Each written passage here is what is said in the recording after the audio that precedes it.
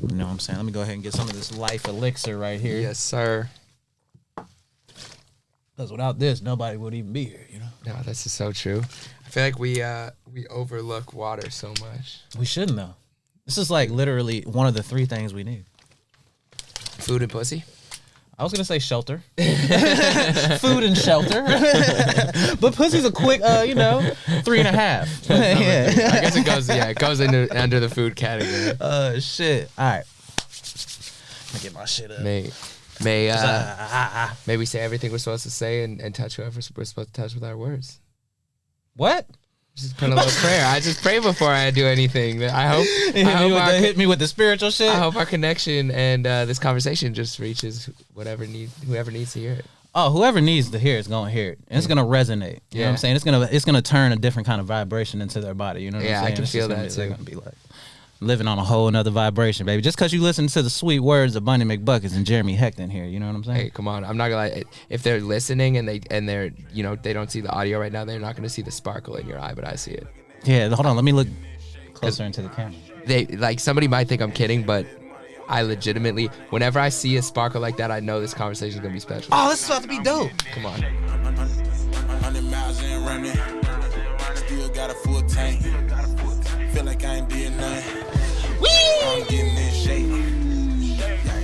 That was a good spin. That was a good spin. It was? All right, what's up, y'all? We back. Another episode of One-on-One with Bundy McBuckets. Call me Bundy if you nasty. It's all good. We out here. And I'm here today with my brother, one of the legends of LA on the come up right now, man. He's getting famous as hell out here, bro. All over the Instagram feeds, all over your face, whatever. All over the timelines.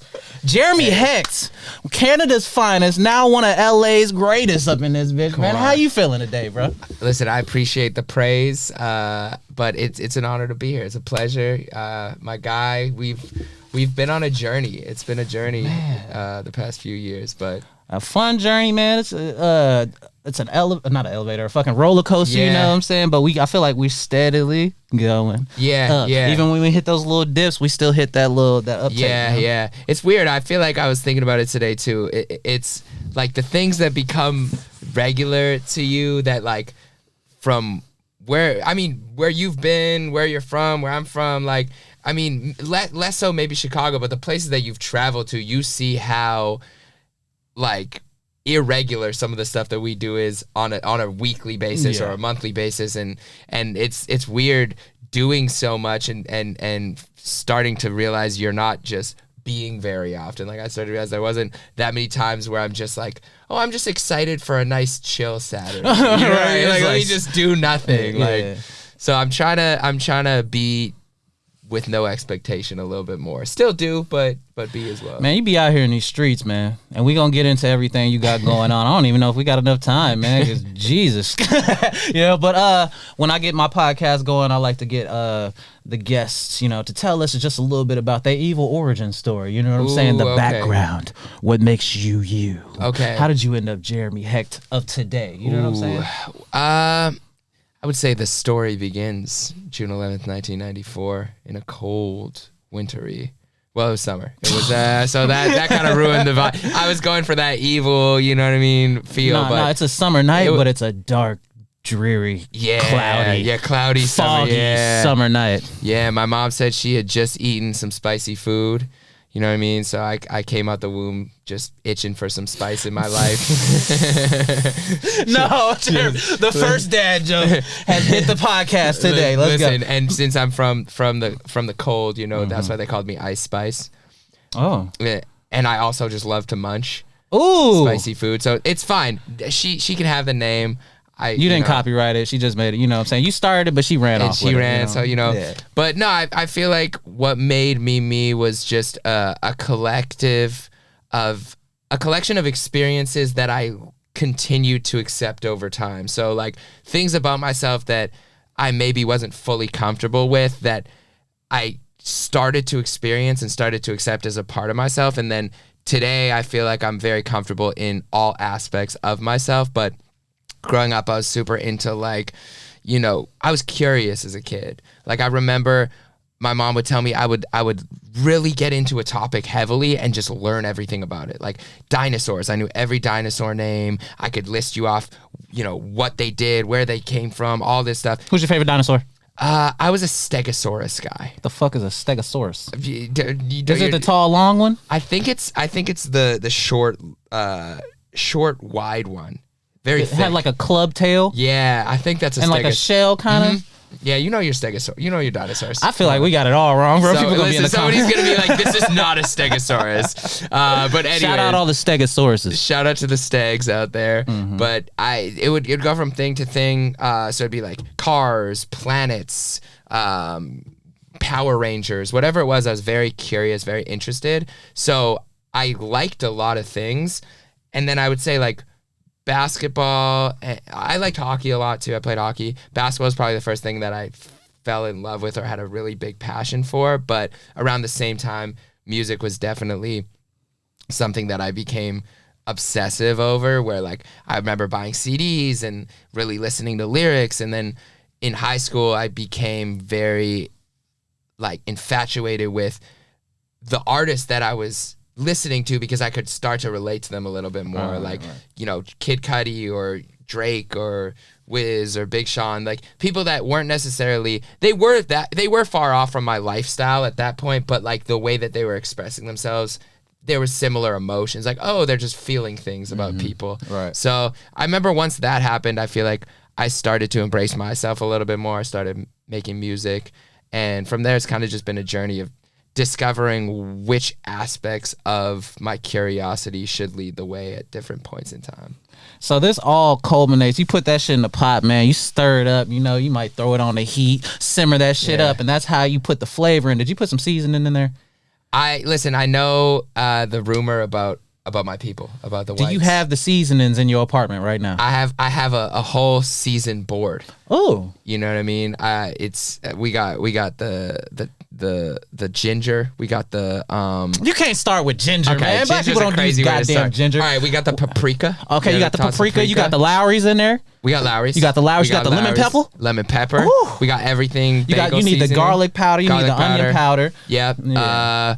But I'm a big just salt and pepper and garlic powder guy. I kind of keep it simple. That makes sense. I know. He says, "Hey, I don't perpetuate the cultural." Yeah, listen, but if I'm cooking for somebody else, I'll go. Put You the know what I seasons mean? on there. Yeah, Okay, I'll okay. add that extra seasoning. I feel that. All right, so man, the beginnings of you making music, like your first raps, bro. Like, what was the vibe of the first raps? What was you telling people, or were you exposing the raps to people, or were you just like tucked away, like just keeping it to yourself, like just being gangsta on the page, just. I don't think I showed anyone at first. I think I was 8 when I wrote my first rap. But they were more poems. Like if I looked at them now, I probably would read them in a poetry like tone. But I remember one of them, like I think I said something like, because I found them. I found them hidden, like literally, like you said, tucked away. But I think something was like, I got no muscle, but one day I'm gonna win a ring like Bill Russell. I didn't know who Bill Russell was. I don't know how. Hey, you know you in basketball. You gotta know Bill Russell. Yeah. So it was by no means good, by no means bad for an 8-year-old. It was kind of just there, and then I kind of put that dream aside, and then once I started to really understand music a little bit more, like how to write, I would like copy people's cadences and study flows and melodies. And then once I started to really write, I remember the first one that I wrote, it was in gym class. I was in 9th grade gym class.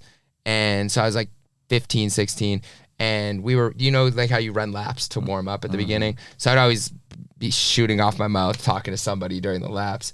And I was talking to this girl I was friends with, Erin, at the time. And I learned my first verses around that time. So like I would memorize other artists' verses and I would just rap them.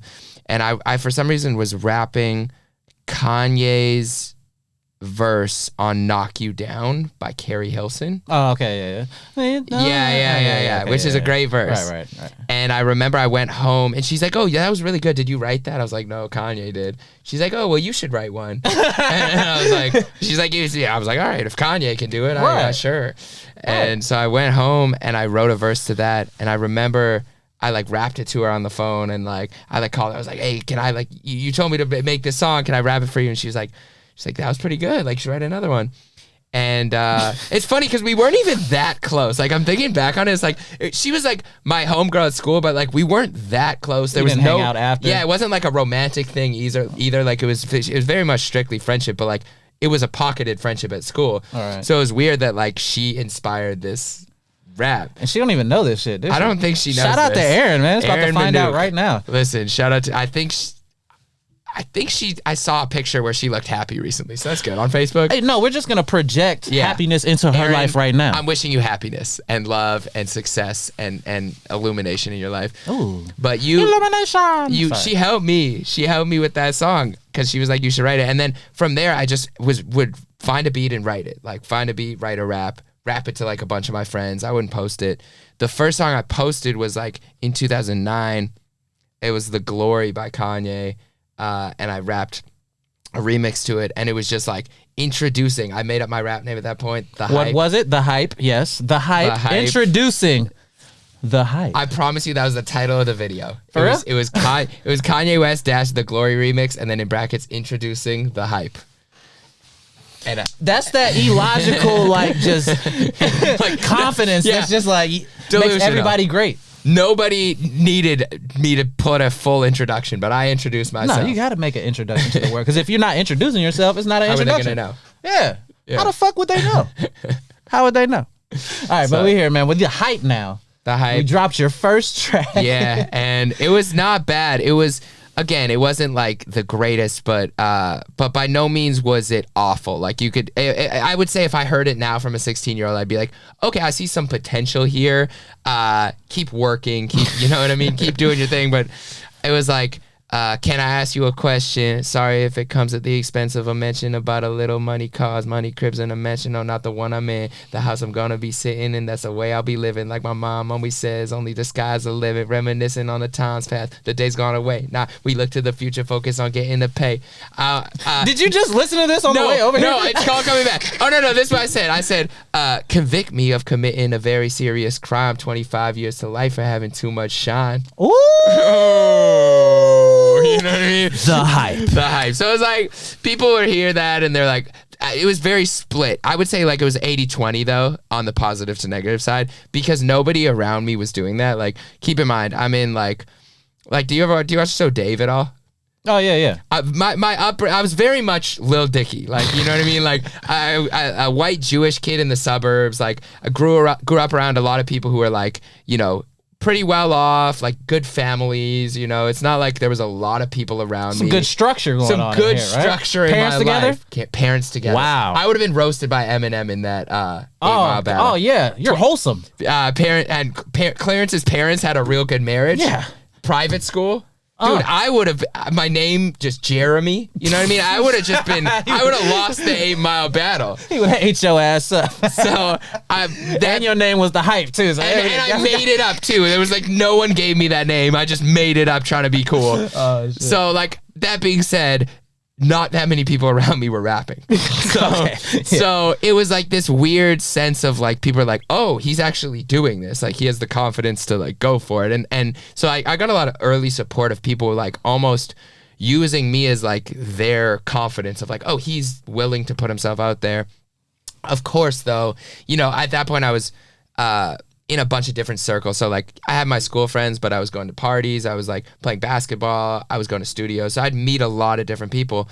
So I'd be out at parties and like there wasn't that many rappers, like I said. So it'd be like that first summer, it was like, oh, Jeremy's here. Like you got to freestyle, you know what I mean? Shit. Like it was like, oh, let's start a freestyle session. Right. You got to rap. And so there was always a couple people who like were hating or being like, you know, like, oh, whatever. But I don't. That rap was weak. Yeah. Like, shit. Shut your ass up. Never to my face. Never to my face. Oh, okay, it was always in the corner, like, behind my back. But it never fazed me really. It was like very interesting how I had just a delusional sense of confidence that like, this was gonna work out. Plus, for me personally, when I was that age, I'd been like, "Yo, man, fuck these people." Like that's how I always thought. I'm like, I'm not gonna be around y'all forever. I'm gonna be around y'all for a couple more years and never see y'all again. Like it's funny though, because a lot of I was talking to somebody about that the other day. How a lot of people in high school they feel like that's everything. like it's hard for some people to see past it. And so when they go through a breakup, or like you see a lot of high school kids talking about like wanting to end their lives and stuff, and you're like, how? But then you go back and you're like, I didn't necessarily feel like that. I could maybe see beyond, but I could see how somebody who doesn't know that there's more, you just feel those emotions so strongly. So it's like I could see people getting caught in that loop and never making it out. And so I guess if anyone's watching and going through it in high school or college or whenever in your life, there's so much more life that you are unaware of. And the bar that always stands out is this guy Wax, who I used to watch on YouTube at the time. He had this bar where he said, the future's wide open, a fact that combats any suicidal notion. Simple, but it's so true. Literally the next day your life could change. Exactly. That's why you can't cut it short, man. Yeah. There's a lot of people who has. That's just unfortunate. You know what I'm saying? They could have been right next to their big break. Right. They could have been. Oh, what was that one Disney movie where he fell in the manhole, like right when he was about to. Soul. He was like running. He was like, he had just got the job, man. He fell in a manhole and died. I'm like, who the fuck? Yeah, but Sad. he was right there. And he didn't stop. He didn't let that stop him. He came back in another life. He came back in another body, a whole lot. It was crazy. Yeah, shout out that Great movie. yeah. Shout out that movie. All right, man. So we're in Winnipeg. Yeah. What's the cultural differences out there? Like, is there a lot of like diversity out there? What's going on, man? Like, so it was very sectioned off, I would say. Like I said, I grew up in pretty like sheltered communities where like I knew everybody, and then you'd also know a lot of people your age in the city. So like I would say in a 5-year, 6-year span of like, 4 or 5 years younger than you, 4 or 5 years older than you would be 1 to 2 connections away from anybody. So it wasn't the smallest city in the world, but it was by no means big, and it felt small town-ish in terms of mindset. Like there was probably like 600,000 people there when I grew up. So it's not like 1,000 people, but those 600,000 were very much compact in the sense that like, if I know you, I probably could see you. I know where you're going to be this weekend. I know what bar or what party. Yeah. And if I don't know you, I know your brother, or I know your friend, and I know he's going to be there. So in terms of like the cultural differences too, there was like different pockets. So when I'd play basketball, I started to branch out, meet more people, like meet different ethnicities, different diverse groups. But it wasn't until really I started to leave that bubble, be at the studio more, like being able to interacting with people from a bunch of different schools, like having those people come into the mix and becoming friends with different groups, that really didn't happen for me until like end of middle school, early high school. Okay. Let's get out of Canada though. Let's get out of Canada. You're in LA. You know what I'm saying? You're getting closer to where you want to be at. You got the dreams of just being the media personality, maybe a future talk show host or something. I don't know where you're going to end up, man, but you're going to be in front of this thing. That's for sure. Yeah, but, it keeps coming back to that. Yeah, you're in LA, man. How did you get your feet on the ground? Like, you know what I'm saying? You told me that you started out just going to like a celebrity basketball game or something like that, and then just like camped out till you saw Mr. Cruz, right? Yeah. Let me get that story, man. So that was a crazy story because I have the ticket in my wallet. I keep it there like all the time for inspiration. So I always forget the date, but it was September 11th, 2016. So much better than 10 years prior. Right. Yeah. But no, but so it was just I'm like, how the fuck are you going to forget that date? Yeah, literally, I should remember it now. But no, so yeah, it was September of 2016. It was a Saturday. I had just come to LA in August, so I'd been there about a month, and I am wide-eyed. Like, I'm like, anything is possible. Like, when I came here, I was like so hungry. I remember thinking like, there's no way I'm not gonna make this happen. Because at that point, I had made it such a big thing. I remember telling people like, I threw a party for myself. I threw a going away party for myself. Like, yo, I'm leaving and I'm not coming back. Right. I remember I quit my job at the pizza restaurant, and my boss at the time, I was like, oh, I can come back next summer. He's like, Jeremy, you're not coming back here. He's like, you're out of here. And I can tell. And he's like, that's a good thing. At my going away party, I had people like write on my shirt. Like I love attention, as you can tell. So, you got notes, inspirational shit. Yeah, literally. I was like, do you have the goddamn shirt hanging up in your apartment? I used to, bro. I had it for so long. But somebody wrote on the back, they said, will he prove them wrong? And I remember that always stuck with me because I was like, not that I was doing it with a chip on my shoulder of like, I got to prove people. But for that first little bit, I was kind of like, okay, I've put so much pressure on myself. I've tried to manifest where I want to be. I got to make this happen. And I don't know how LA works. I'm like, you just walk up to things. It just happens. Yeah. So I remember I was writing a little blog. I would write like a weekly note to myself, basically of like lessons I've learned just to remember that first summer. And I was writing a blog, and on my Instagram, it popped up that I'd followed Power 106, and I'd followed this artist, Mike Stud, I believe, and Lil Dicky, actually. And you followed Lil Dicky? Yeah, and he was at this charity basketball game. And so I saw it, and it was right across the street from where I was at USC's gym. That's where I was going to school out here. And he was, and so they were all there, and I went, and it was halftime already. So I was like, all right, am I going to go in? And all the tickets were obviously closed online, but there was a guy selling tickets for $5. And I was like, I'll take one. I'll take one. And there was a dude behind me who I don't even know his name. He's like, yo, can I roll with you?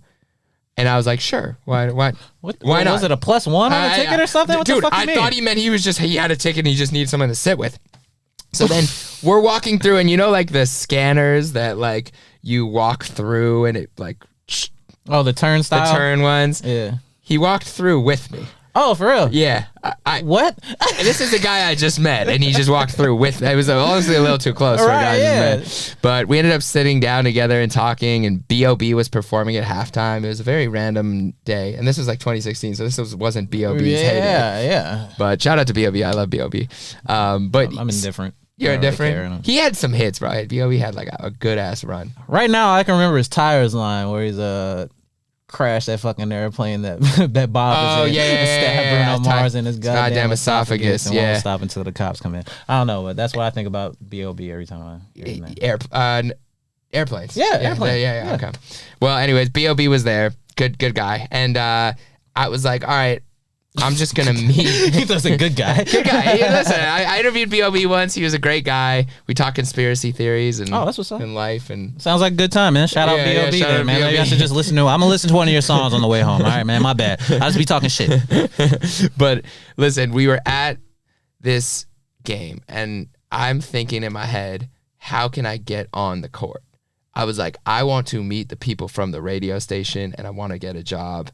And I didn't know how I was going to make it happen. But I remember looking at this guy, and I was like, hey, I think I'm going to stay after the game. I'm going to try to find my way down there. And it was him, and then we were talking to these two girls next to us, and they all were like going to leave. And they're like, all right, like, good to meet you. I'm like, all right.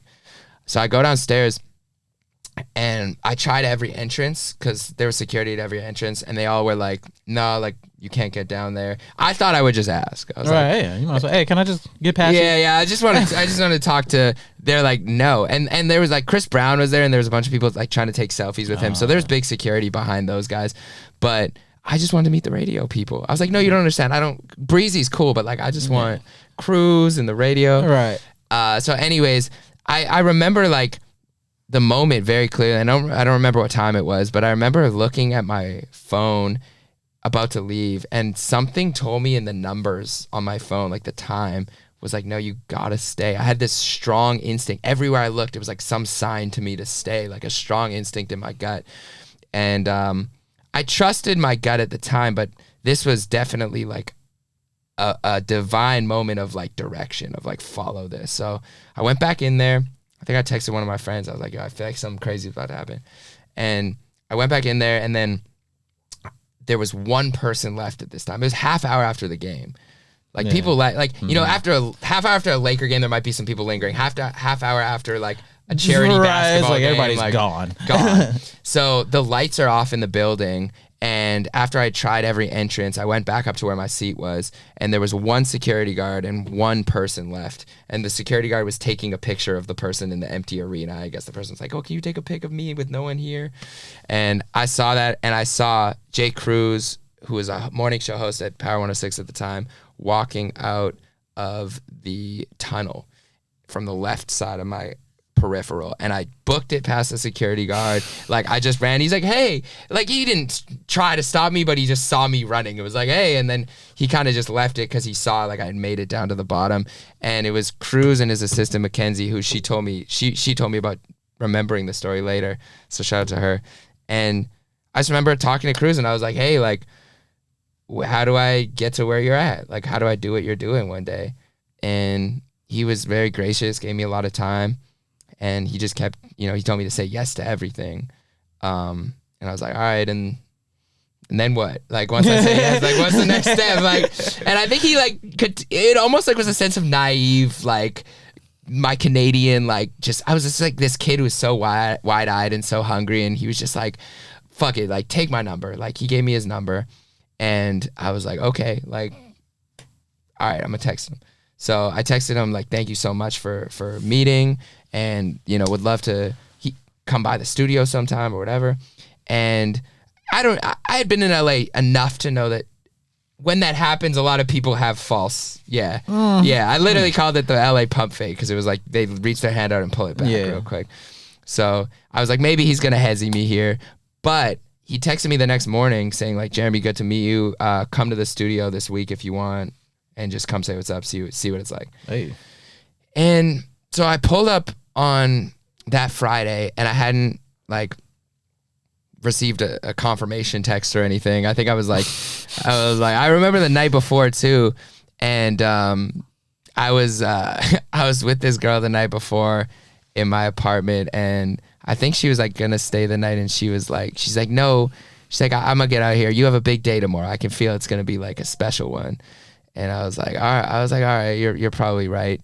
And I remember like sitting in my apartment, like alone, just like thinking, like, damn, like, is tomorrow gonna like change my life? Like, I don't know, I could sense something was there.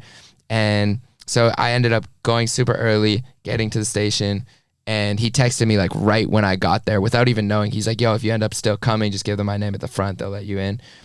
And I went up there, and from there I kind of just had my foot in the door, and I never walked out. You know what I mean? I'm in here now, bro. You done got me, man. I'm on your back. Literally. I'm on your back, Jay Cruz. No, it was he was so gracious, and he let me like sit in on a Mac Miller interview that day, and I was like, damn, you had Mac your first day? First day. And I was like, as the white Jewish rapper, I literally told him, I was like, as a white Jewish rapper, bro, thank you for everything you've done for us. And he was laughing, and they were all laughing that I was even like saying anything to him. But I still, you know, was there like just watching. I was just soaking up the game, and just like being in the room was like, oh my God, I'm here. Like imagine going from like watching that in your basement like 2 months before that, and just being in the room the next day with Mac. Like literally was probably just listening to him like the week before. It's crazy. So look at all that manifestation. Look what the universe but just lay a path down for a motherfucker, man. That's so crazy. And it's like sometimes like I feel like the signs are there for everyone, whatever their path is. It's just like getting in tune with listening to it is the hardest part. And you can't just sit and manifest. Yeah. You got to actually get out and do. Yeah. Because that shit's not going to come knock on your front door. You know what I'm saying? You got to actually put some work in. Yeah. You know what I'm saying? So it's like, for people that just like expect shit to happen without actually putting in more work than somebody else is doing, that just baffles me, yo. It's like, well, yeah, what do you think is going to, my thought is, so you have to be on the same frequency as whatever your manifestation is. So you have to really truly believe it's going to happen or be ready for it to happen. But once you have that, the next step is motion. Like I always say, motion creates more motion. So if you take a step forward, then somebody sees you stepping, and they're going to be like, okay, let's walk together, or hey, here's a ladder, or here's another step towards your dream. But until you take that walk, like even there, like I had to go to the game. I still had to, find a way down there. Even getting in the car that day, I could have waited for a text being like, hey, you're still good to go today. Without getting an answer, I was just like, I'm just going to go and figure it out. So I feel like people like realize too late sometimes that, you can be ready for your blessing, but you have to take one step towards it, and then the rest falls into place. Right. Roll, make it a snowball effect. Just keep rolling down that hill, man, but upwards. Yeah, walk. You could roll up a hill. I'm imagining, those games at the arcade where you like roll the ski ball up to your dreams. Oh, ski ball up to them dreams, baby. Yeah, that's what's up, man. So we're gonna just kind of fast forward it just a little bit, man. You put in that work. You were interning. You were waking up early, long days. You were Ubering everywhere. Yeah. You was man, that turned into you somehow just writing the questions for interviews, stuff like that, and then that turned into the snowball's it's rolling. We're rolling up the hill right now because that turns into you somehow doing red carpet interviews. Yeah, because somebody else didn't show up to do their job. Well, it wasn't even as much as somebody didn't show up to do their job as like nobody could show up that night. Oh, for real? Yeah, it was like there was nobody else to do the job. It was last resort. It was let's go to the bench and see who's there. He was like he was the hero. Yeah, that the world didn't know they needed. And me with a cape on. But no, it was literally like so. Yeah, I basically was doing some research and questions for them for every interview. And I would just kind of give them a sheet of like, here's what to ask. Because now being in that side of the game, it's funny because you realize how little time you have sometimes to do some of those things. Yeah. And if there's somebody who's super tapped in, like tap into that energy, you know what I mean? And I just happened to be living that at that point. I was going to school, but all the rest of my time was just spent watching interviews, listening to music. I was so in it that I knew exactly what these people needed to be asked because I had a sense of who they were from diving so deeply into their careers. So I would kind of share that knowledge as much as I could and kind of just provide value to them. I never asked for anything in return. I never like asked if I could be on air. I never asked if I could like do my own segment. It was just like, here, how can I help you? How can I would ask for advice. How can I soak up game and just being in the room? And they provided me with opportunities just because I was there a lot. So, you know, they let me ask a couple questions on air. They let me like freestyle a couple times. But I remember like the one time they really like kind of gave me opportunities without even knowing it that pushed me forward was there was a Star Wars movie premiere, and this was probably 2017. Yeah, 2017. So whatever the Star Wars movie was at the time, and whoever was supposed to shoot the camera that day, they just couldn't make it for whatever reason, or like everyone else was busy. And Crystal, who was the host, Crystal B, her name was, amazing, talented host. She was going to do the interviews. So I remember making a bunch of notes for her just in case, like maybe she needed some extra information. And I brought my camera and I just kind of did my job. You know what I mean? Like I didn't do anything special. I was ready. She was running late, so I was ready to ask the questions. I was like, okay, maybe this is my time. And then she ends up like walking through, but I was ready. I had all the questions good to go. I think maybe I asked one person a stupid question, but besides that, I just like kept it behind the camera and sent the footage, and they're like, you did great. I'm like, I did my job. Right. And then the next time there was a premiere the next week, my boss at the time called me. He was a producer, Jeff Garcia, and he was like, yo, Jeremy, like, we got another movie premiere and nobody else can show up. Like everybody made prior commitments, but like if you want to do it, like would love to have you ask the questions. And like I knew he was doing me a lob, you know what I mean? Like I just put in a lot of time with them. I knew he knew exactly what I wanted to do. It wasn't like I was hiding it. So he was probably giving me that like, yo, like let's just take this. Yeah, let's see what exactly. Let's see what happens. Put the kid in the game, man. Run a play for him. You know what I mean? Exactly. And I was like, yes. And I remember it was actually the same day as my ex's Christmas party. So I remember I had to be like, listen, I'm going to be late to the party because I got this. Fuck that party. I'm working on my future right here. You know what I'm saying? Yeah. But I remember going and it was just me. They didn't give me like an extra pass. It was just me, my camera, and a mic. I think I had my own mic. Maybe. I don't even think I had. No, I didn't even have a mic. I was using my phone as the mic. And I remember getting there and I happened to be next to two dudes from Hip Hop DX, and I was like chopping it up with them. I was like, oh, I've watched your guys' videos all the time. They're like, oh yeah, that's sick.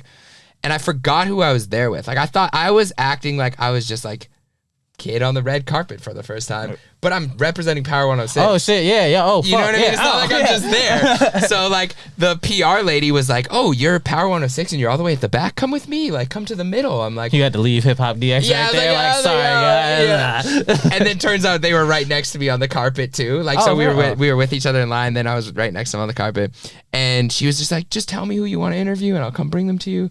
I was like, "Wait, what premiere is this? What is this for?" It was Will Smith's Bright. It was this Netflix. Oh, the Netflix movie. And Bright? This is like early Netflix, so this is like the first big movie. Yeah. And I was like, sure. So I I remember like asking everyone around me for advice, like, how do I set up my camera? How should I do? Like, what do I add? Like, I don't know how any of this shit works. And then the guy next to me thought that I was like fucking with him because the first person I asked a question to was Exhibit. And he, and he came over and I think I asked him, I was like, if your life was an exhibit, what are the 3 pieces of art that are going to be on display? And he gave me a good answer. And then I think I asked him if I had to pimp my entire life right now, what's the one piece of advice you'd give me? And then he said, I don't think he fully understood the question. He said something about like staying out of the pimp game in general. He's like, I wouldn't do any pimping in real life. But the guys next to me were like, yo, this is your first time? What are you talking about? And like, then I started to realize like naturally I had some sort of gift for it because I was asking these questions and like people were answering them like and really interested. Like MGK was talking to me and he was walking away. Like he wasn't interested at all in what I was talking about and he was eating popcorn. I have it on video. He's eating popcorn and like walking away. And then I go, yo, MGK, after you signed your first deal and you went and got a Subway sandwich, what? And he's like, wait, Quiznos. But how did you know that? I was like, what do you mean? I've been a fan for like 5 years. I appreciate the work. And he's like, okay. And he like came dap me up and then like had a full conversation with me and was engaged. And I was like, oh shoot, if I make these people comfortable, if I show them that I care or know something about them, they're going to be like interested in what I have to say. And then Will Smith ends up coming at the end and walking by and you feel it different. You feel it different. You feel that energy, like, that aura. Yeah, it's like, man, everybody tighten up. Will's in the house. And for like people who've never seen the red carpet, like there's like 50 cameras, like people just, and like everyone's trying to get the same thing is one question to this person to get them to answer. And I realized I didn't realize in that moment, but I realize now how it works is most people wait for the person to hear what they're saying and give them the attention, if that makes sense. So a lot of people will do this. They'll be like, hey, Will. And I thought about it from the outside perspective. I'm like, if somebody was yelling my name and I don't know them, I'm turning, but then what are you asking me? What are you offering? Like, what the fuck you want? Like, if you don't tell me enough, I'm not just gonna walk over to you and be like, what's up? What are you interested in? All right. So I just asked a question straight up, like full, like as if it was, I was like, hey, Will, if aliens came to Earth, do you think that it would solve all of our problems because we'd have something all in common to worry about and spend our energy on? And he was like, yeah. And he like just turned and like, he's like, yeah, like I definitely think so. Like I think, if we had, our problems on Earth and we're going through whatever it is, or racism or sexism, we'd probably turn to an aliens and be like, all right, guys, like, let's worry about that over there. And it was brief, but it was one of 4 questions he answered on the red carpet. And I remember I sent it to Power. They played it on the radio the next day. And I just remember from there. And then Yessie Ortiz, who worked after Cruise in the morning, I remember she like saw me the next day. She's like, I heard you on the radio with the Will thing. She's like, that's my guy, Jeremy. I knew you got it in you. That's crazy. And from there, I was just like, whoa, this is definitely something I want to be doing. That's what's up, man. Go ahead, clap it up, man. Because you see this whole journey that's going on right now. We're not getting all the way into the depths of what you went through. You know what I'm saying, man? We're really just highlighting the wins. But some losses, some hard times, some hair pulling. It's going on during that whole process. And look where you came out of. You know what I'm saying? So like you hit Will Smith. That's an upper echelon celebrity right there. I didn't hit him as well as he hit Chris, but you know what I mean? Damn. but I hit him. Yo, when I seen that, man, I was kind of disappointed. I was like, that's Ali right there, man. His slap should be more crisp than that. You know what I'm saying? He like caught him all in the neck, shoulder area. You're almost like now I can't watch Ali the same. Yeah, you're like, because those punches are. He Will came in with the hood. Yeah, he was stiff. I don't know that. Is there ever a good situation to walk up to a man with an open fist? No, because if you slap me, one of us gotta die. So like slapping and like spitting on somebody is like ultimate form of because you could have just punched me, dog. Yeah, like you could have just punched me, man. Like you're just really slapping me to just call me. I can take the punch, but if I get slapped like in front of my girl or something like that, like in general, bro, like one of us gotta like be unconscious at the end of that. Like I just can't do it, bro. Like that's just ridiculous, man. I wouldn't feel. I couldn't live that down with myself, just with my inner pride. You know what I'm saying? My inner pride. But the Will Smith slap, you see. But all right, man. So You go from Power 106, right? Yeah. You know what I'm saying? How did you end up doing the Michael McCrudden thing? Is that Yeah, Michael yeah, McCrudden before? yeah, Because before they were famous. I remember watching that shit like randomly, like back in the day, man. Like, Yeah. I don't remember like seeing you on there. I think I might have stopped watching that like right before. You Yeah. know what I'm saying? But Yeah. like I seen it after, and I was like, yo, what the fuck is he doing on before they were famous? Yeah, bro? Like, yeah. It was a very random, not necessarily random, but it's like a part of my career that like people still recognize me from after I tell them. They'll be like, oh, I watched that video, or I knew you from this. But basically after Power 106, I was still trying to find a job in America. So Power was great, and I would still send them questions, and I'd still help out where I could. But I needed a full-time job in order to stay in America from Canada. right. So I needed a place that was willing to like give me a visa. And through what they were doing, it just wasn't gonna work. And so I still was talking to them. It was all love, and I still, helped them with interviews, but I was searching elsewhere. And like we talked about earlier, sometimes you kind of got to create your own motion too. So, I had a YouTube channel that I had from rapping that maybe had like a couple thousand subscribers, like nothing crazy, but I had videos do well before, so I kind of knew the game a little bit. And so there was this media center at USC, and it was usually just for the journalism students. I was in communications, so I didn't really like go to those classes very often, but I asked them if I could just sub in. So I was the only person not in their program who used the center. But my brother, he was like managing me at the time, low key. What? He like not actually, but I was like On the music side? No, or just no, like managing basically- your life. Listen, my brother, he would just like send over people I should interview. Oh, okay. Like okay. YouTubers, like people that I wasn't necessarily super aware of on like the hip hop side, but he's like, yo, this person would be good. And I'd watched before their famous videos a bunch, but he sent me Michael's name, and like I found his email, and I just shot him an email, and I was like, hey, would love to do an interview. And at this point, I maybe had done like 3 or 4 interviews on my own. I would wake up at 6:30 a.m. and just send out emails. Like I made a spreadsheet and just like email. I'd find their emails through their Facebook or their Twitter, or I'd search it on Google. I'd find some management contact, email them. Most no replies. Every once in a while a yes.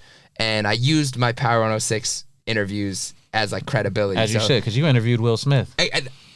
Of course, I put that in the email. Oh, yeah. You know what I mean? I interviewed Will Smith, MGK, Exhibit, and I helped out on interviews for Big Sean, Nipsey, Ice Cube, Migos, all these people. So I basically had some credibility. It wasn't like I was coming from nowhere, and I would use USC too. So I'm like doing it for USC Media or whatever, which I hope they don't mind, because I was doing it in the USC Media Center, but not necessarily for USC Media. But listen, Fuck 'em. Listen, Yeah, hey, yeah. but also thankful for them. No, thankful, but fuck them, man. but We're trying to succeed out here, bro. Stop trying to step on him. So anyways, he was one of the people who said yes. So I did a virtual interview with him in Toronto. And I remember at the end of the interview, I came with like, especially with him, he does a lot of bios on everybody else, but there wasn't that much information on him. So I did some digging, found out a few videos, like found some pages, interviews he'd done. And I kind of came with like some Nardwar-ish facts about him that he was impressed with. And at the GOAT, shout out to the GOAT, Nardwar. And at the end of the interview, he was like, man, you're a great idea guy. Like, we got to get you on the team here. And I have the clip still. And I was like, yeah, that'd be dope. Whatever. Like, appreciate your time. And so this is why I always say the eyes on your video are more important than the amount of eyes on your video, because that video probably is still sitting at like 500, 600, maybe 700 tops views on YouTube. At the time, maybe 200 views on YouTube. But the eyes that are watching are way more important, because from that video, he followed me on Instagram and was watching. And again, I was still doing my own thing, posting my own content. I probably had 1,000 followers, but I was like making videos, posting interview clips, editing my own stuff, and just posting it. And he kept following and being like, okay, he's doing his own thing. And I was working a job I didn't really like. I was in like car and health PR. How the fuck does that go together? Two Fucking different safety things. belts and Safety belts and crashes. You go to the Yeah, hospital. what the No. It was like two separate sectors of this job. Like I was working for, it was like GM, like General Motors, and then like this health company I would like help out with, like, and maybe some gaming stuff. But needless to say, I just didn't like what I was doing that much. I liked the things I was doing, some of them, but not the field. So I was like, okay, I'm trying to figure out how I can do this in entertainment or music specifically. And I remember I got an email one day from Michael's manager, and he was just like, hey, do you want to try out to be one of our hosts. We're looking for a new, like, younger host, and you seem to be super good when you interviewed Michael. You'd be great for the job. So I was like, sure. So I remember, like, I sent him a little bio. I made, like, a reel of my stuff. I ordered a green screen from Amazon, and we were living in it was like South Central at the time, and I was living in like a back house. So it was like almost like a little garage in the back. So I ordered a green screen, like, set it up there. Awful acoustics. Like, I didn't even really have a mic, but I shot it. I ordered some lights, and I remember, like, I wrote a script. Oh, sorry, I read a script for them as a test, and then they're like, "That was pretty good. You want to write your own, and we'll see how you do as a writer." So I wrote a script. I was on YBN Corday at the time. I sent it back. I remember I was writing it, like, before my internship at like 6:30 a.m. at the Starbucks across the street. I was writing it, sent it in, and they're like, "That was great. When do you want to start?" And I was like, Today. Yeah, literally today. So at first I was doing 3 videos a week for them, and then once I started firing off videos, they're like, "Shit, do you want to, like, come on full time and just do this?" And I was like, "Be a YouTuber full time? Like, sure." So I literally just would write like 1 to 2 scripts every single day. I probably did like 100 videos, probably had like 10 million plus views on videos. And like, it went from having 200 views on my videos to like millions, like, within a month. And That's crazy. And yeah, from that, like, I'm super thankful for Mike. I always say, like, he showed me so much about YouTube and so much about how to build your own brand. Like, he built that from scratch. Motherfucker, show me. Help me. Yeah, Help man. No, he's a genius. So yeah, it was cool to just be like a YouTuber for a year or 2 years almost. Did that get you any closer to that green card or that employment green card? I don't know the name of it. So it got me closer. It got me closer to a green screen. Yeah, get you on that green screen, but where's that little green card? No green card. So the thing is, he was in Toronto, so it was a Canadian company. So the problem was, it was getting me closer to my dream, but not my American dream. Right. Took you right back to Canada. So I was doing it out here remotely, and I'd send in the videos to editors, but I was still trying to find my way in somewhere that would allow me to work in America. And all of that circles back to the Will Smith thing, because at that premiere, Hip Hop DX was right next to me, and Pro, who was running the video section, who's actually right now, have you ever heard of the Dogecoin Millionaire? No. He's got a YouTube channel. He's got a big Twitter and Instagram. He made $3 million off of Dogecoin. And motherfucker. Crazy. And it's super, super funny, super talented, entertaining guy. But he was the head of video at Hip Hop DX at the time. And he saw what I was doing with Before They're Famous, hit me on Instagram. I think I had asked him for the footage of the Will Smith question because they were filming on their phone, and I got in the frame. So they had sent it to me. So he texted me once and was like, "Hey, I see what you're doing with Before They're Famous. Let's meet for coffee."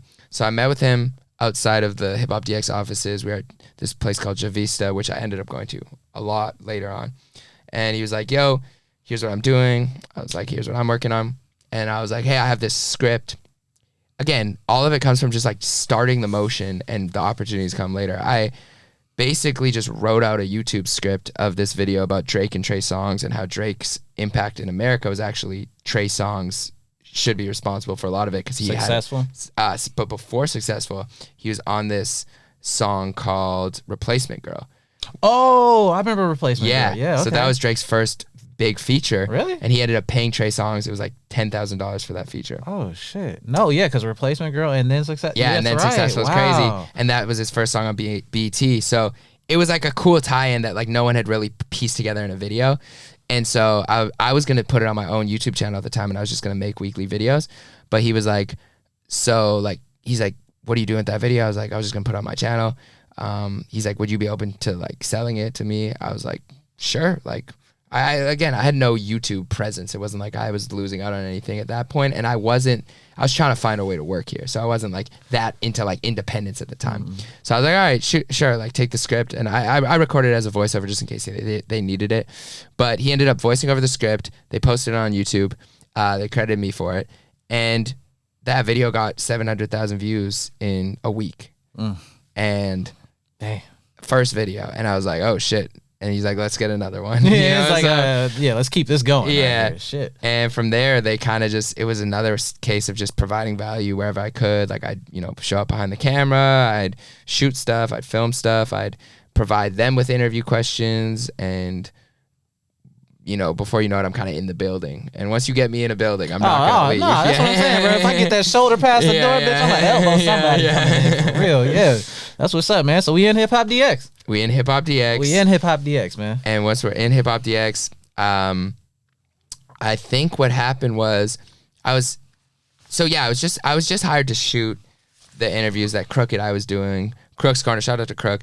He was in Slaughterhouse, and he had a show where he was interviewing artists. I think the ones I did were like, I think Exhibit was there too. He did Snow the Product. He did Tech Nine, Daylight. The guy with the So it was cool, but it was underground. It was hip hop, and I would give them questions to ask too, because I just knew from doing that for like 2 or 3 years. I knew what worked on YouTube. I knew it would work on social. So they kept coming to me for questions. Like they started being, oh, Jeremy, can you send in the questions? And they pay me for the questions. So I was working for Hip Hop DX, but not necessarily doing exactly what I wanted to do. And there was an interview with Jeezy at the time. It was, I think his 2 albums ago, maybe. They said it was going to be his last album.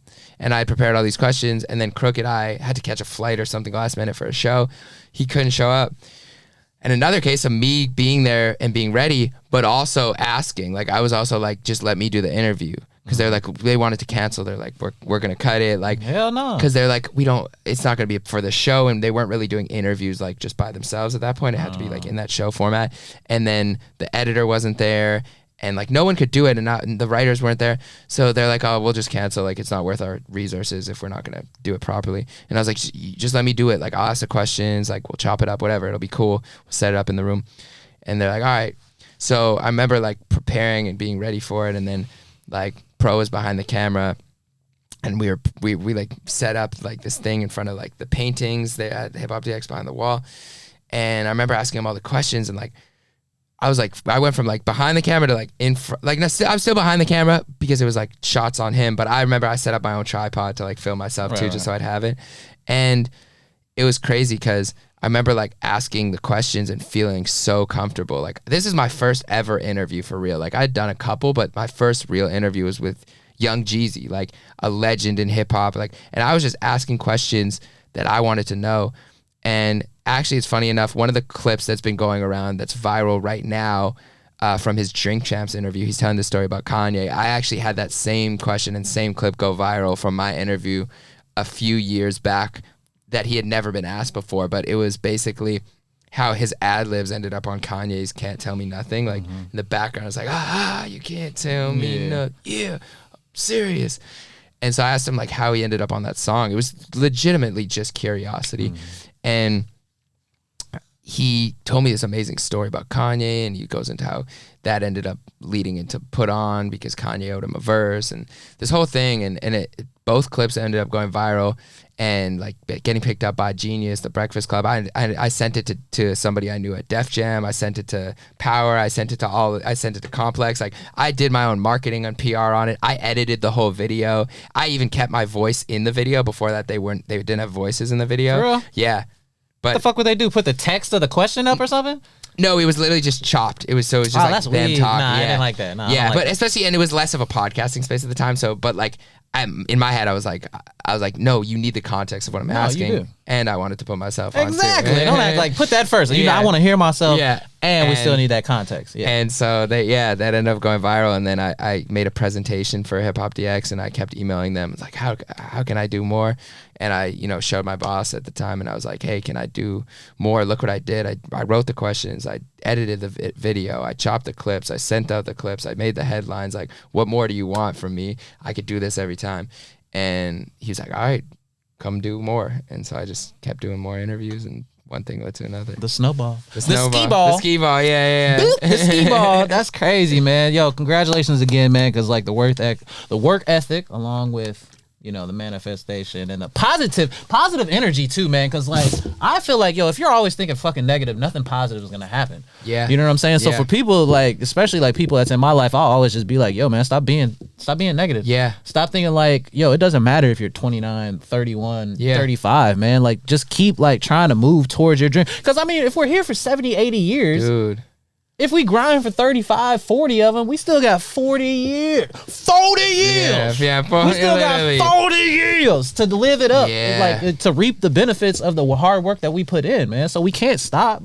It's like perspective too. Like I remember reading like all these stats of like when people started. Like Jay-Z didn't drop his first album till like 26, I think. Like Cudi was maybe 28. Like Oprah got fired at 26 years old. You know, like Samuel L. Jackson old as fuck, bro. He was a pallbearer at Martin Luther King Jr. funeral, man. Like that's how old Samuel L. Jackson was. I don't think he started acting until he was 40 something. And look at him now. He's been in 1,000 movies, man. Yeah. Everything from Star Wars to MCU to even classic Pulp Fiction. Dude. Classics.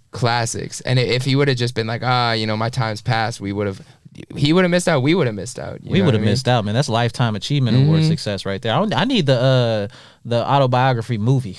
Yeah, we need. I need something. That guy's versatile, but somehow plays the same character every time. Yeah, he's Samuel L. every time, every single time. But like he's like Snoop Dogg in every ad. It's like he does it kind of the same but different every time. Yeah, just subtle differences, but he's still the same motherfucker. And it's so crazy. But that's what's up, man. Just like I said, man, it's just congratulations to where you at now. You know what I'm saying? It's a pleasure for me to just be, able to call you brother and just see what you're doing, man. The trajectory, just be a part of it in a little bit. You know what I'm saying? I'm over here doing my own thing. You doing your own thing. We can come together like butt cheeks and be the shit. You know what I'm saying? Whoa. that took me a second, but we're not gonna pause that. We're gonna actually lean into it. I'm not pausing that because I meant that. Listen, just the homies acting as butt cheeks. You know what I mean? But no, for real, I appreciate everything. And like you talked about being positive, like every time we've interacted has always been super positive, and like I always make sure to be very conscious of like who you keep around. You know what I mean? And so I appreciate the love, man. And always. I'm not gonna toot my own horn, man, but I will. I'm a real ass person. You know what I'm saying? Nah, for real. I like to keep my friends on it. My bad, I'm dropping my shit. I like to keep my friends on point. I'm that person that's gonna be honest. Yeah. I'm not a yes man. Yeah. You know what I'm saying? And if you're my real homie, I'm going to keep it real honest. You know what I'm saying? So if you stepping out of line, if I gotta box you one time, you know what I'm saying? Just to get our shit together. Like, all right, let's talk about bro, like I did this to help us, man. Yeah. Like you about to do something crazy. This hit is for you. Yeah, bro. It's like, man, it's all love right here. But nah, man, and I hope you do the same for me. You know what I'm saying? You see me doing some fuck shit, you see me straying off of my path or something. It's just I have no problem with constructive criticism, motherfucker. I've been hooping my whole life, man. So it's like, I'm used to getting yelled at. No, but it's so true. It's like sometimes, like you said positive thoughts, positive mindset is like super important, and I always consider it the biggest blessing because you can control your thoughts and you're able to actually see your thoughts and change them over time. But that takes a lot of work and a lot of practice. So for most people, they never get to that point. So for most people, you're kind of stuck with whatever thought process you have. Yeah. So I always say like, I have high empathy for most people and high understanding, and I don't put a lot of personal responsibility on a lot of people because my thing is like, if you're born, like the biggest privilege I have beyond being like a white dude, like that's a privilege. Lot of privilege. That's a lot of privilege. What's up? Straight white dude and Jewish too. And like that's Jewish, a whole nother. Being Jewish is interesting. It's like you. On one hand, it's like we're still a minority, so like you could be hated on. Like the Nazis probably hate us the same. You know what I mean? Yeah. But like it's not like I show my Jewishness. Like you can't like run away from being black. I could if I needed to run away from being Jewish. I don't, but like beyond all that, the biggest privilege I had is just having a positive outlook on life. Mm-hmm. Like I thank my parents for that. I thank God for that. But like the fact that I see optimism and I see a glass and see it half full and I'm like, oh, I can do this, or having self-belief, like the fact that I have that is such a blessing beyond me. And so I just really do try to control what I can about the people around me, about the things I'm consuming, about the things that I interact with. And I've tried at this point in my life to set way more boundaries of like, this isn't a personal thing, but if I had to cut something off, I will, whether it's a person, a place, a thing, you know what I mean? The things around me that aren't elevating me, if they're holding me down, I need to keep more energy, more room for those things. Yeah, I was about to say, man, it's all about energy. Yeah. You know what I'm saying? You can't be putting energy into bad things or letting bad things put energy into you. You know what I'm saying? So it's like just keeping that fine line of just staying sane and just staying on that path, man. Like, and that's just something you learn as you keep going. You know, some people figure it out a little earlier. Some people just have a different wavelength to where they have complete understanding of self. and what's going on around them. But other people, you know, it's like it's a process. You know what I'm saying? It's like you powering up. You know, you got to hit level 25 and you get this consciousness. You know what I'm saying? Level 35 and you get this understanding. Level 100 and it's God level. You're just out here. You're out here moving and shaking. You got your third eye open. And sometimes you get sent back to go, and then you start again, and you have more understanding of the board, and you're like, it's like you're starting the game over, but you still have the same power ups and the weapons. Okay, that's what's up. Yeah, okay. For sure. Come on. Hey, man. Come on, man. Look at the conversation. We promised y'all something special, man. We promised y'all something special. And I'm mad that we don't even have, like, man, because this conversation could be drink champ level long. It could be you know what I'm saying? But what I'm going to do is I'm not going to get into the Sun Dough for the People thing today. Yeah. I'm going to interview you and Jordan. It's going to be a special little event. I'm going to make it a whole Something Dope for the People week. I'm going to drop Jordan episode, your episode, and then the joint episode. Let's all go. the same Let's week. Go.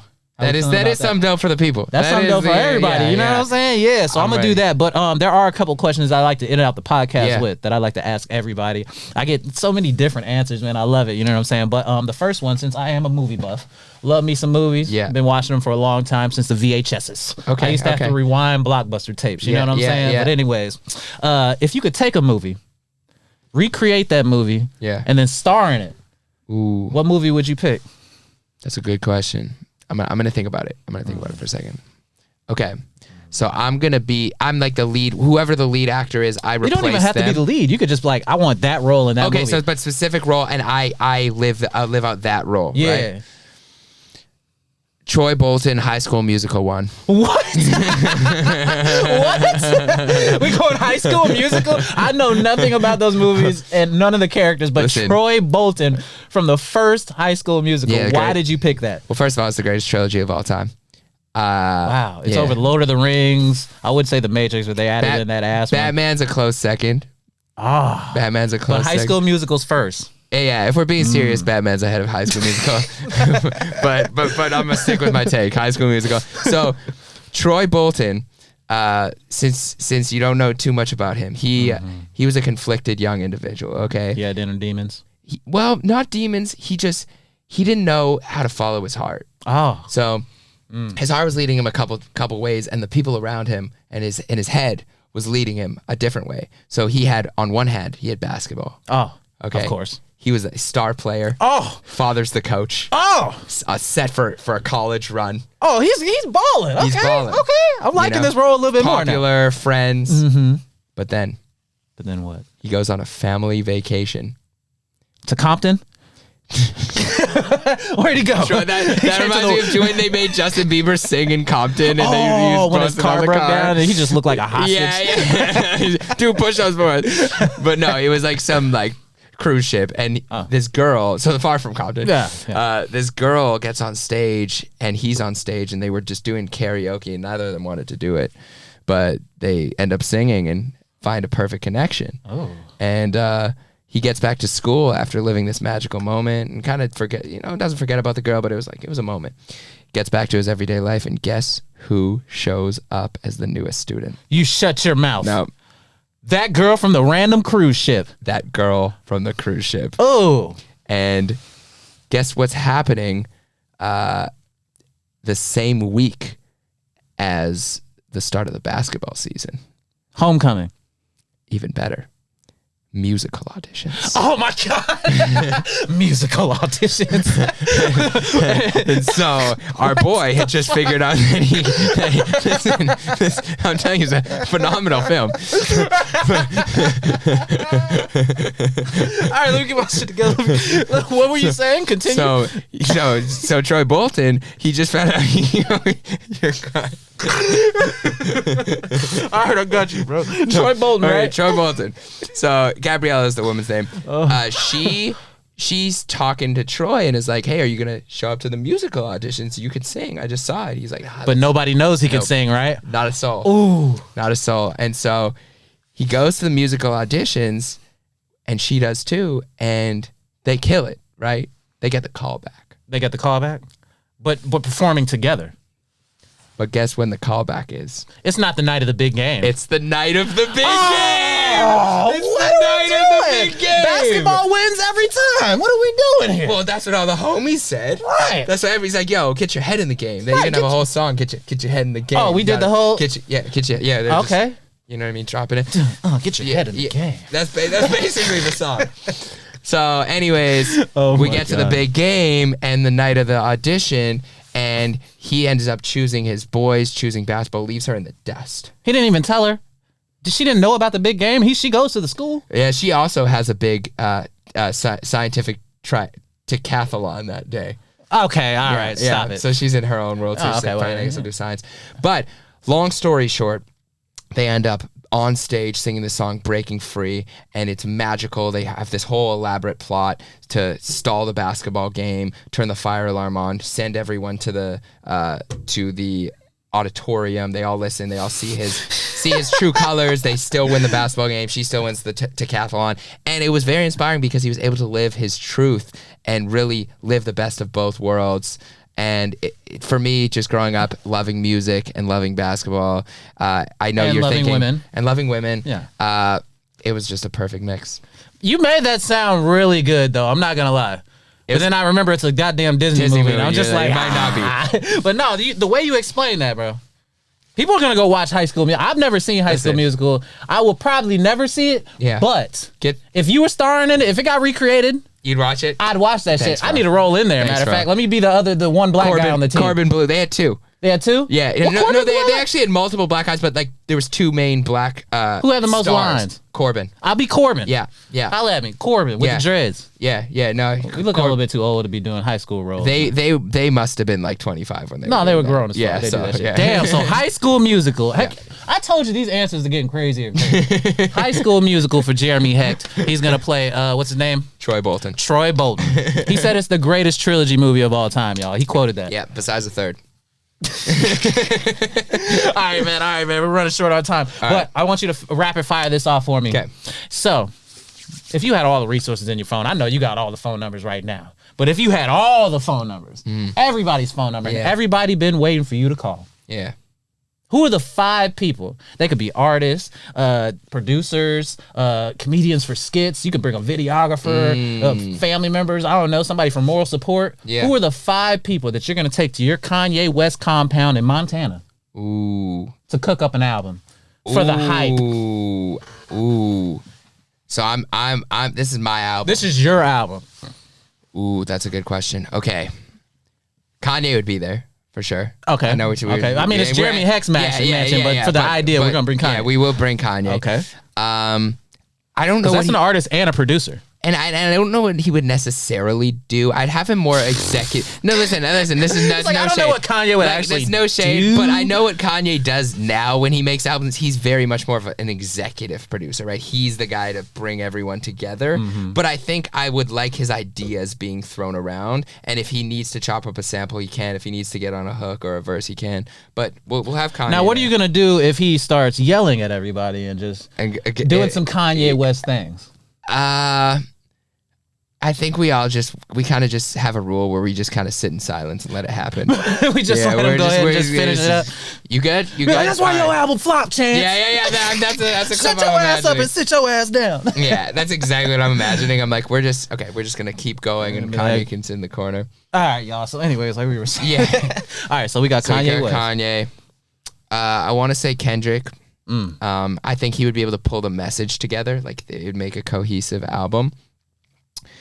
On the production side, I'd love to have. So that's 2. I think I'd love to have like maybe No ID there. He produced a lot of Jay stuff, a lot of Kanye stuff. Like, but like I You like also them can soul make beats, huh? Man? You like the people like to feel it. soulful. Okay. I think maybe I'd have him on the beats. I might have. There's this dude John Bellion, great songwriter and great singer, and I think he really has a unique way of making music. So I think I'd have him there for like structuring the songs. So we'd have like Kanye as like the executive producer, Bellion on the writing and the hooks and like the melodies, No ID on the actual beats, Kendrick on like the rapping side of things, like and structuring what this project looks like. And then finally, I think we need a female in the room and they need to have a good voice. But I'm not thinking like, I think if Rihanna would be down, Like, she might be too busy. She's a mother No, bro, of two. no, she was waiting for your she was call, waiting bro. for the Like, call. these are the people that are gonna come spend that time. She said, "Hey, ASAP, watch these motherfucking kids. Yeah. I gotta go up to the compound and help Jeremy cook up." And he said, "You're right, baby. Jeremy's he's working on some special." He's like, So, "Yo, man, this might change the game." yeah, okay. Then Riri, we'll call Riri. So we're going with Kanye, executive producing. Man, I feel like you got to get a Kanye beat and a Kanye verse on Yeah, there we do, too. we though. do. He'll be you know on what I'm there. saying? All right, so we Yeah. got Kanye, we got No ID bringing some beats. Yeah. We got Bellion, what was his name? John Bellion. John Bellion, structuring, writing, Yeah. just helping with the overall like this Yeah, album. yeah. You know what I'm Yeah. saying? We got Kendrick bringing bar. You know what Yeah, Kendrick? he's We don't gonna- even. yeah, We yeah. got Kendrick. Yeah, And then we got the Queen Rihanna. that's a lot of sauce on that album. Bro, how much you selling the first day? That's a mill. Oh, a mil That's off a mil. top, bro. What are you Easy. talking about, That's bro? an The easy most mil. selling album of all time in 3 days. And guess what? I only have one verse on the album. It's introducing. It's more than DJ Khaled, but like less than some people still. What? I thought this was gonna be. You're really just all right. So you're putting Kendrick on that bitch. Yeah, and it's shit still like- gonna be like a hype album. It's the hype album, but I have one verse, right. and it's the greatest verse of all time. Yeah, right. Because all Everybody- these people helped it. No, and you put everybody that was on the album Yeah. on that one song. You Yeah. just washed them. Yeah, it was like God did. I had that Jay-Z verse. Oh. So I had like Kendrick. I put like Kendrick and Kanye on the front and gave them 16 each, and then I come through, but it was written by everybody. Right. And then it come through with just like a Voltron 52 coming bars, together yeah. and shit. The motherfucking Power Rangers were coming together. Just that's crazy. You said 52 bars. Yeah, just straight. It's just straight 52 bars. This turned into a whole 7-minute song. The beat changed 3 times. Yeah. Damn, that's crazy. That's a lineup, bro. That's a lineup. I'm gonna come just chill on the couch, eat I gotta whatever's be in the there, fridge. You know what yeah. I'm saying? Yeah, Yeah, we take have cooks. behind the scene pit. Oh fuck. Yeah. I'm coming back, fat boy. Hey man, look, I know you're very busy, man. Appreciate you coming through tonight, man. Chopping it up with me, blessing these people with just what they needed to hear. Yeah. And the people that need to hear it gonna hear it. We said that shit at the beginning. I 100% believe it. So I want you to before you look into this camera and tell everybody where they can find you at on all social media and everything like that. I want you to just look into this camera and maybe just leave everybody with some piece of yourself that they can hold on to for motivation or for like maybe on a downtime or just a morning mantra. Anything, man. If you got anything, you can bless us with, bless us. I would say to whoever's watching this who needs to hear it that the light that you search for externally is usually within you, if not always within you. And when you tap into that light and you sit with it and you block out everything else, all your surroundings, you're blocking out anything negative, you're blocking out the people who don't believe in you, you're blocking out your own negative thoughts. Sometimes you might have to battle with yourself there, and you get to the core of who you are, the things that make you you, the things that you love, your passions, the things that drive you, and you really see that fully and see who you are 100%. Listen to that voice. That's the voice that you follow. That's what your guide is. That's what the direction that you want to go in is. Everything else is simply society putting it onto you or a distraction. That is the only thing you listen to. That is the only instinct that you follow. And that is your true self. I don't know if That's good. Okay. What you All mean? right, That okay, was amazing. Jeremy gonna lead a cold one day, man. hey, but I say off the record, but I gotta say on the record, on camera too, that I love you, bro. I believe in you 100%, and I believe in your abilities, in your energy, and keep doing what you're doing, keep changing the world, keep changing the people around you, and keep believing. You're one of the most supportive people I know. Like, there's not that many people that I know that like lift people up constantly, truly believe in people, and want to see everybody win. And you do that on a daily basis. So I really appreciate you. Man, appreciate you, my dog. All the same things back. Even when I just met, man, bro, I've only known you like 2 years, 2 years 3 like years that. maybe, yeah. Man. I'm new to LA. You know what I'm saying? And I'm one of them people that's kind of like, it's not hard for me to be around people or make friends or anything like that, but it's hard for me to like keep continuous relationships because I'm a little guarded with who I open up with completely. You know what I'm saying? Like, there's a lot of people out there that might think I'm a completely different person just because I'm not completely open around Yeah, them. Like, you yeah, know what I'm yeah. saying? So it's like when I find my band of brothers, you know what I'm saying, and I was lucky enough to find that band of brothers here in LA, you know, and sisters. You know, we got a whole conglomerate, a family that's strong, tight knit. You know what I'm saying? Everybody's bringing something different to the table. Everybody's trying to be successful. Everybody's bringing just positive energy and just like supporting each other and shit like that. And that all ties into something dope for the people. We're gonna get into that too. Hey, You know, coming we're gonna soon, get into that too. But yeah, man, I do appreciate you. I want to give you your flowers while you still coming up. You know what I'm saying? You got more flowers to obtain, more gardens to just, you know, snatch shit from. You know what I'm saying? But during this time right here, man, I just wanted to tell you, man, I appreciate you coming back on this thing. You know, we did actually shoot one that We just didn't. It wasn't meant to be heard at that point. Yeah, but damn, that was a good one was too, good. man. He had just did an interview with the game that day, bro. We had some shit going on, but I actually like this one better because I feel too. like this one was more in depth. Like, you gotta, I, you know, dug a little deeper, you Yeah. know, into the inner depths of what makes you tick as Jeremy Hecht. You know what I'm saying? So, looking at that camera, tell everybody where they can find you, connect, tap in, everything like that. You can find me every Wednesday, Something Dope for the People open mic in person. You can find me on social media at Jeremy_HECHT, TikTok, Instagram. You can find me at YouTube, Jeremy Hecht, on Hip Hop DX, posting videos, scripts, shorts, and you can find me wherever the light is.